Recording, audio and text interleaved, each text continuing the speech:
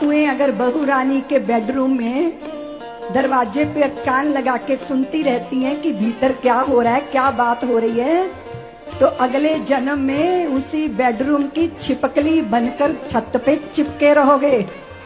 जी भर के देखो, जी भर के सुनो। दूसरों के धन में अगर बहुत आकर्षण है ना, तो किसी खजाने में नागराज बनकर बैठे रहोगे।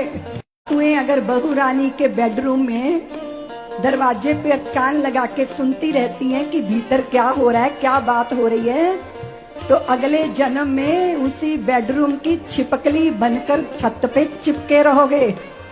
जी भर के देखो, जी भर के सुनो।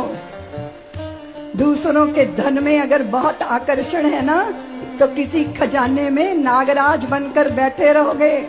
सुए अगर बहू रानी के बेडरूम में दरवाजे पे कान लगा के सुनती रहती हैं कि भीतर क्या हो रहा है, क्या बात हो रही है, तो अगले जन्म में उसी बेडरूम की छिपकली बनकर छत पे चिपके रहोगे।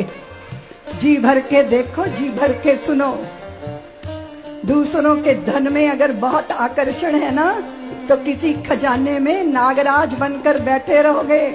सुए अगर बहू रानी के बेडरूम में दरवाजे पे कान लगा के सुनती रहती हैं कि भीतर क्या हो रहा है, क्या बात हो रही है, तो अगले जन्म में उसी बेडरूम की छिपकली बनकर छत पे चिपके रहोगे।